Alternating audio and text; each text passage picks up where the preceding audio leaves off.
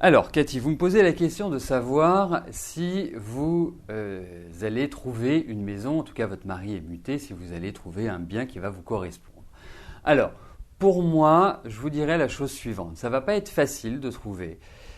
Quand je dis que ça ne va pas être facile, vous risquez de prendre un peu plus de temps et que ça génère un petit peu de stress. Que vous disiez, bah mince, on ne va pas trouver comment on va faire, comment on va se débrouiller. C'est plus cet aspect-là. Mais au final, vous allez trouver un bien qui va vous permettre, voilà, la bonne nouvelle, vraiment qui tombe du ciel comme ça quand on s'y attend plus, quand on se dit mais mince, c'est pas possible, c'est hallucinant, que se passe-t-il? Et là, vous allez trouver. Donc, vous le savez. Pour moi, de toute façon, oui, il y a toute cette idée de votre question qui se retrouve dans les cartes. Ça va se concrétiser, mais peut-être pas dans les dispositions auxquelles vous pensez aujourd'hui.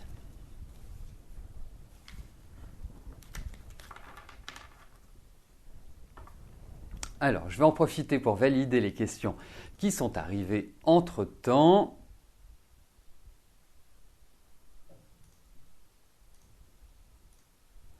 Et ensuite, je passerai à la question de Janine. Janine, bonjour. Est-ce que je peux vous dire si ils vont devoir vous réopérer de votre bras droit?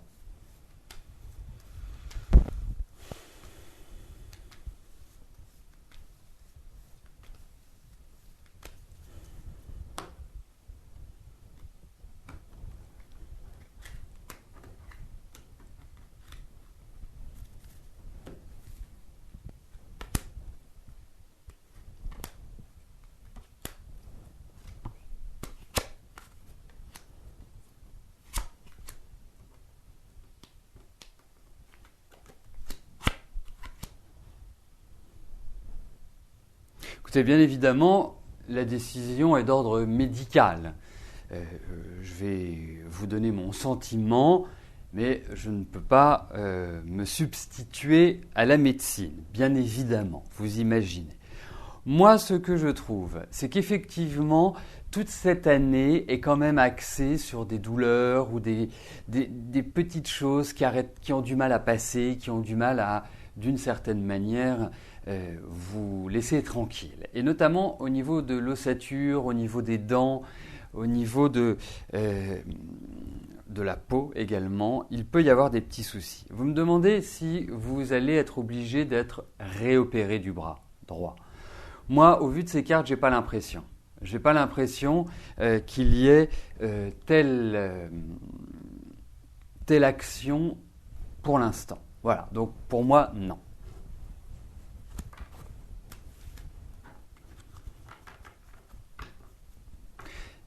Mais j'ajouterais, Janine, qu'il faut vous ménager cette année. Il faut être zen, il faut avancer tranquillement, il ne faut pas se presser.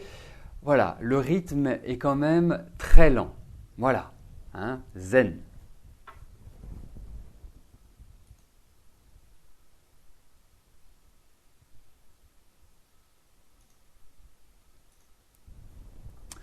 Christelle, bonjour. Vous doutez de l'utilité des agents immobiliers. Vous avez l'impression que c'est une perte de temps. Faut-il continuer quand même à traiter avec des agences immobilières pour la vente de la maison?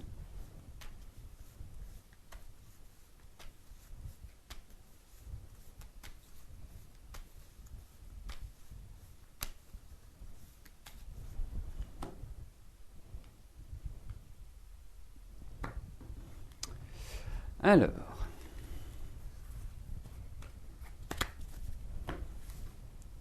regardons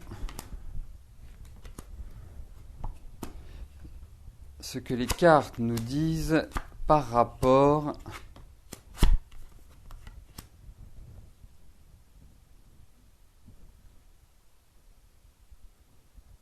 Je ne suis pas persuadé que vous allez vendre par le biais d'une agence immobilière. Voilà. Je pense que ça doit répondre de manière très directe à votre question.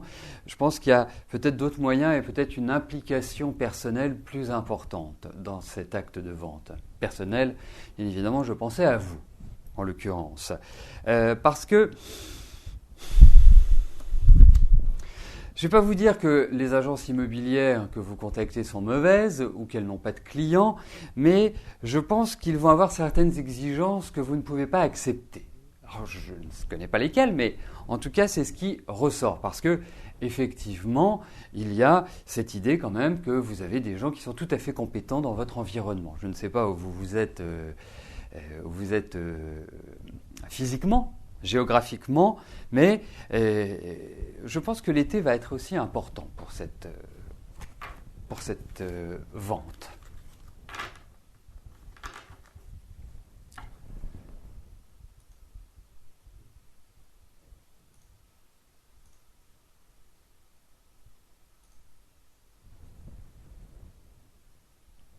Karine, bonjour. Vous partez à Londres à la fin du mois pendant 3 jours.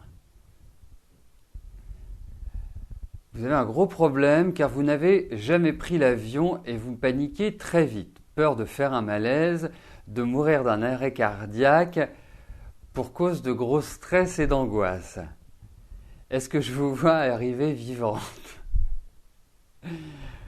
Sachant que vous avez tout fait pour ne pas être mal, hypnose, fleur de bac, comprimé calmant, dites-moi.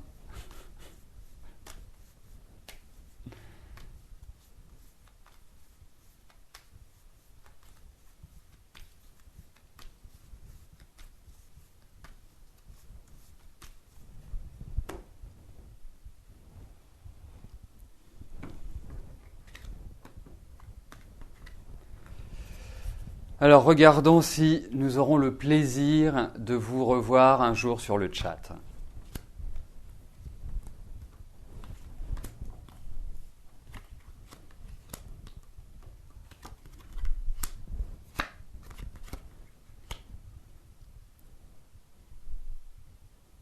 Bon, vous pouvez d'ores et déjà dire aux gens qui vous accompagnent qu'ils peuvent prendre l'avion avec vous. A priori, il ne va pas s'écraser en pleine mer.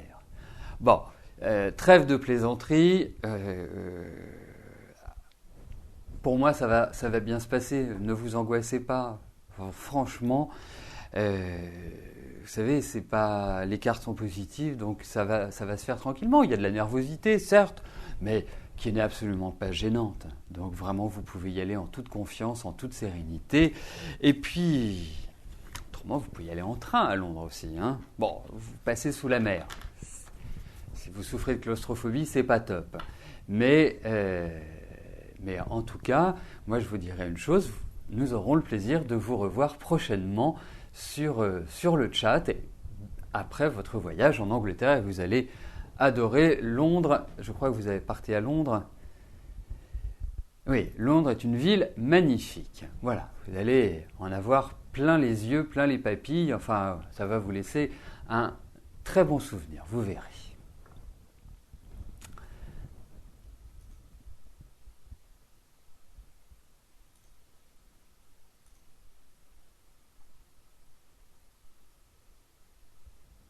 Bon, et puis Karine, j'espère que vous nous enverrez une petite carte postale de Londres, hein, en nous disant le voyage s'est bien passé, tout était merveilleux, tout était extraordinaire. Voilà, mais il faut comprendre les angoisses. Il y a des angoisses de personnes qui prennent le bateau, qui prennent l'avion, qui prennent le train, parce que chacun a ses phobies. Il y en a qui ont peur des araignées, d'autres qui ont peur des pigeons.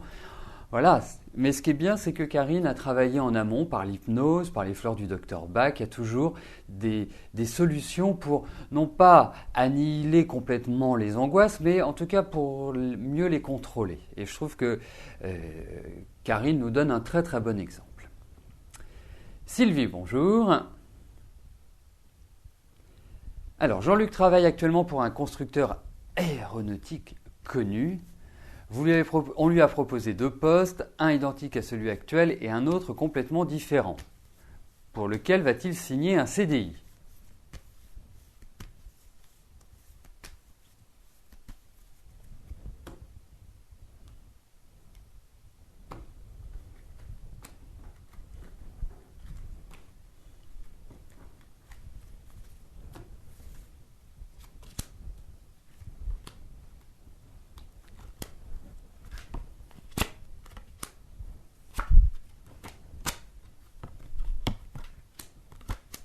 Écoutez, moi dans ces cartes, effectivement, il y a des signatures, il y a... moi, je pense que le poste qu'il va avoir va changer avec ce qu'il fait d'habitude. On sent qu'il y a vraiment une nouvelle évolution, qu'il y a une ouverture, qu'il y a la mise en place de nouveaux projets. Moi, le travail tel qu'il va l'exercer, eh bien, donne quand même de très très bonnes perspectives sur l'avenir et notamment sur les 2 années qui viennent. Je pense que c'est un travail où il y a de la mise en place qui va certainement le mettre, enfin le faire bouger, le faire vraiment lui apporter un dynamisme et vraiment un punch supplémentaire. Donc, pour moi, alors bien sûr, par rapport à votre question, il y a 2 offres d'emploi. Il faudrait poser 2 tirages.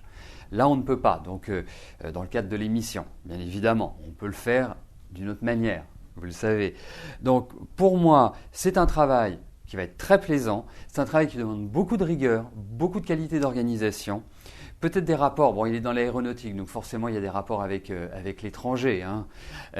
Et dernière chose, c'est plus un travail qui est sur du long terme. Quand je dis long terme, c'est sur les 2 années qui arrivent, comme si il y avait d'une certaine manière une nouvelle mise en place. Donc comme s'il partait sur une nouvelle dynamique.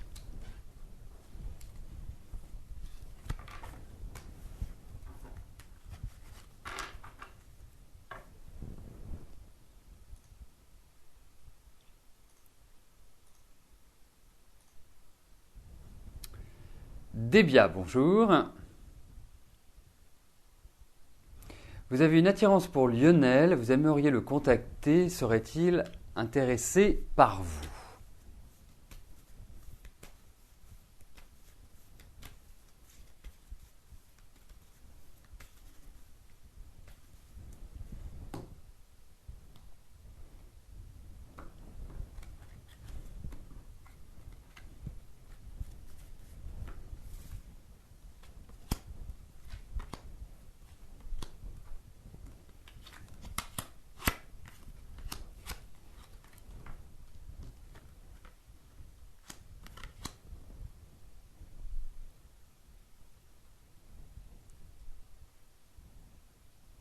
Écoutez, ce n'est pas une question d'intérêt que l'on retrouve dans les cartes. Ça ne veut pas dire qu'il est intéressé ou qu'il n'est pas intéressé. Cela signifie la chose suivante, c'est que je pense qu'en ce moment, il n'est pas pleinement disponible, pleinement libre. Je sens qu'il y a des choses qui, sur le plan affectif, lui trottent dans la tête, comme si, d'une certaine manière, il n'était pas prêt à vivre une aventure ou à vivre une relation. Je ne sens pas encore complètement mûr. En revanche, je vous vois discuter avec lui. Donc je pense que vous pouvez le recontacter, partir sur des bases qui sont des bases amicales, et puis au fur et à mesure, eh bien quelque part, trouver un autre équilibre. Mais je pense que c'est un petit peu tôt pour envisager une relation amoureuse, ou en tout cas pour, si je puis dire, mettre les pieds dans le plat.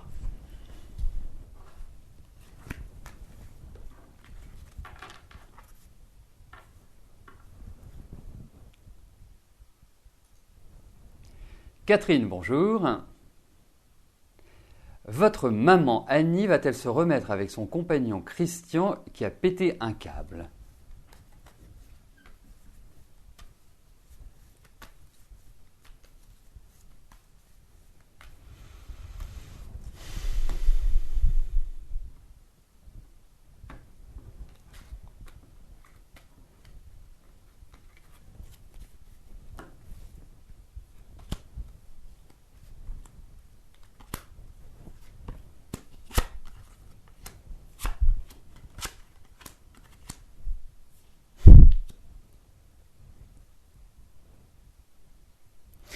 C'est-à-dire que tel que je perçois Christian, c'est quelqu'un qui n'est pas forcément... c'est quelqu'un qui fréquemment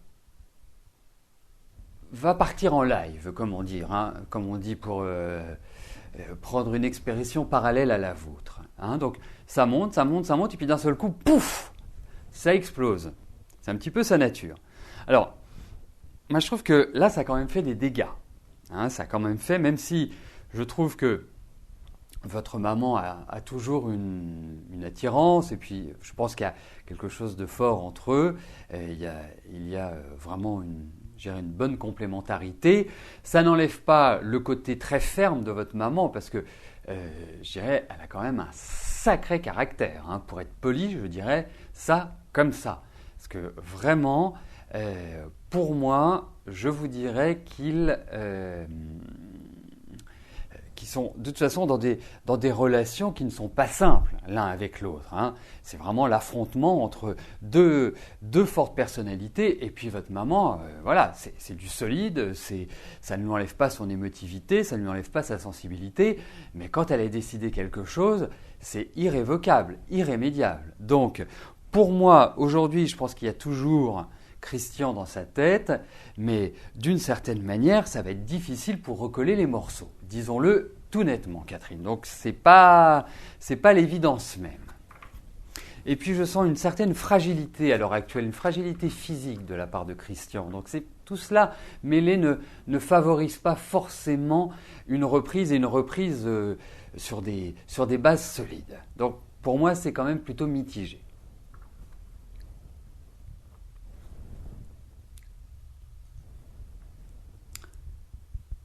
Amida, bonjour. Vous aimeriez savoir si la relation avec Roberto va durer.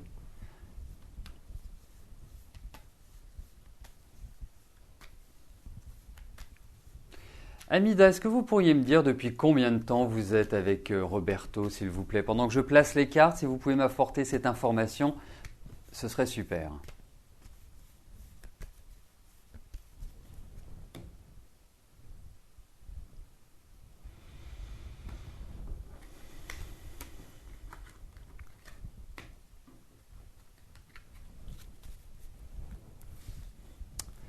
Parfait, je vous remercie.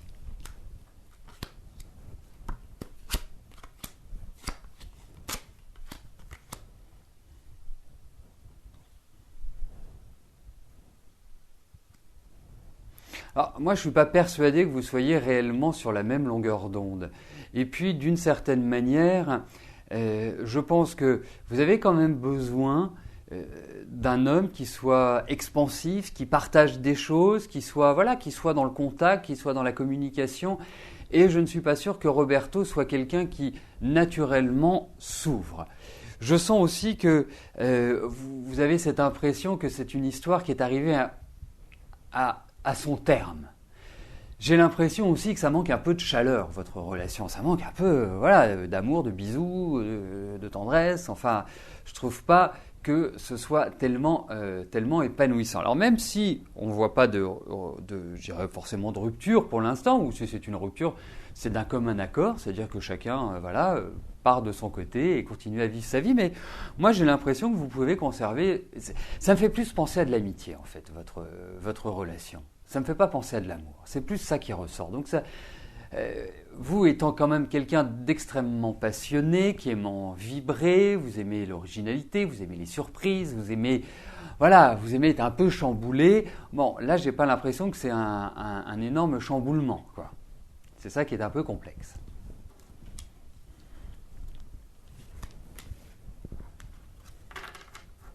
Donc, en conclusion, je dirais que vous pouvez vivre des siècles comme ça, mais c'est pas excitant pour moi. Voilà, c'est pas une relation excitante. Eh bien, nous arrivons aux 2 dernières questions de notre émission.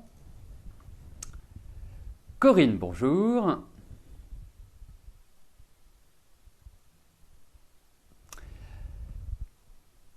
Alors, avec Christophe, rien ne va plus depuis quelques années. Vous lui avez annoncé votre souhait de vous séparer.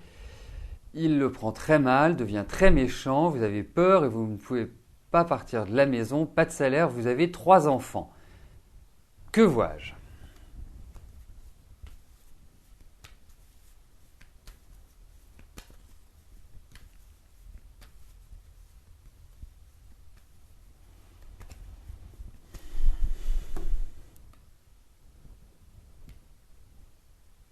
Alors, vous voyez, c'est pas dans le cadre de l'émission, c'est pas toujours évident d'avoir vraiment des flashs ou des images qui viennent. Et là j'en ai quand même quelques-unes qui sont venues en lisant votre message, votre question.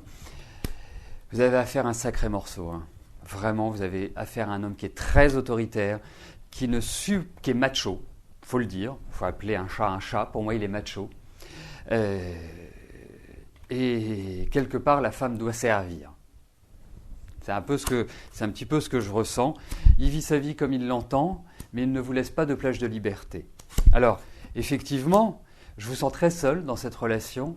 Je vous sens d'une certaine manière avec beaucoup de vagues à l'âme. Et je trouve que la cerise sur le gâteau est intervenue l'année dernière. J'ai l'impression que tout le cheminement a vraiment pris son essor sur l'année 2012. Et là, vous avez besoin de changement. Alors dites-vous que ça ne va pas être simple, effectivement, de vous séparer, puisque c'est quelqu'un qui de toute façon ne supporte pas. Il pourrait être... comme ce n'est pas lui qui a décidé des choses, ça ne peut pas aller. Hein, c'est ça que je ressens. Donc, il aurait dit, écoute, voilà, j'ai plus envie d'être avec toi, et vous aurait jeté comme une vieille chaussette. Donc, pour moi, je vous dirais une chose, Corinne. Préparez les choses. Vous allez voir votre avocat, vous actez, voir comment vous pouvez vous organiser. Vous expliquez également à votre avocat comment est votre mari, comment les réactions qu'il peut avoir, parce que je ne pense pas que ça ira en s'atténuant. Hein. C'est un homme d'habitude, il a pris les habitudes, il ne changera pas, à mon sens. Et je pense que, dites-vous que vous avez globalement un an et demi devant vous, qui vont vous permettre quelque part de vous positionner différemment et de pouvoir acter les choses. Mais prenez votre temps, ne vous pressez pas, préparez bien les choses. Moi, c'est comme ça que je le ferai. Mais vous n'êtes pas heureuse. Donc, effectivement, vous avez deux solutions. Moi, comme je le constate à travers mes consultations privées, où parfois je suis très surpris de voir deux personnes encore ensemble, mais voilà, il y a les aléas de la vie. Vous, par exemple, vous citez que vous n'avez aucun salaire, donc aucune finance. Bon, après, il y a des mesures compensatoires qui vous permettent de pouvoir vivre, et c'est aussi le rôle de votre mari, parce que vous êtes occupé de 3 enfants. Mais je pense que vous prenez la décision, si vous n'êtes plus heureuse dans votre couple, si vous n'êtes pas respectée, si vous n'avez pas quelque part une compensation affective ou une compensation, je dirais, d'amour, eh bien, de le décider.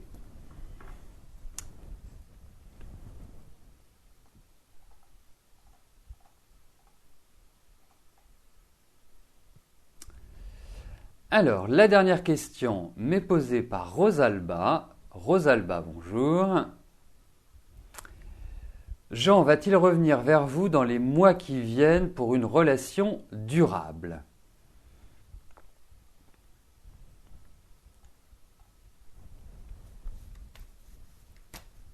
Alors, j'ai bien lu la suite de votre question pour former un couple durable. La seule chose, c'est que déjà, on va regarder s'il va revenir. C'est une première question. Et former un couple durable, c'est une deuxième question, Rosalba.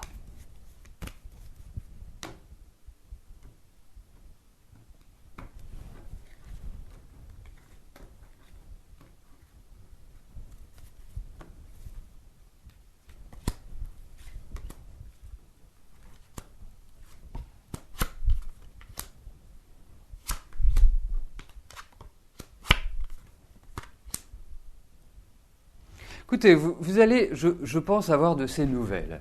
Je ne puis pas vous parler de construction aujourd'hui, Rosalba, j'en suis désolé parce que cela ne s'exprime pas à travers les cartes. Donc je pense que il va falloir, on va dire, donner du temps au temps pour moi. Mais effectivement, vous pourriez le voir ressurgir comme ça, comme un diable sortant de sa boîte. Moi, c'est l'image que j'ai en pensant à Jean.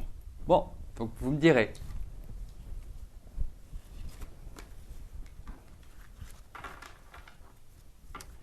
Nous arrivons au terme de notre émission. Je vais vous rejoindre dans quelques instants sur le chat, ce qui nous permettra de poursuivre nos échanges.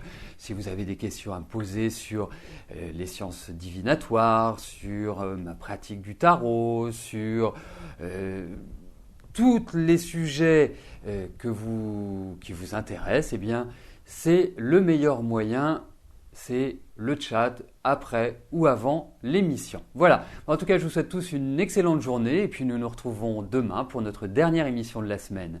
Merci, bye bye.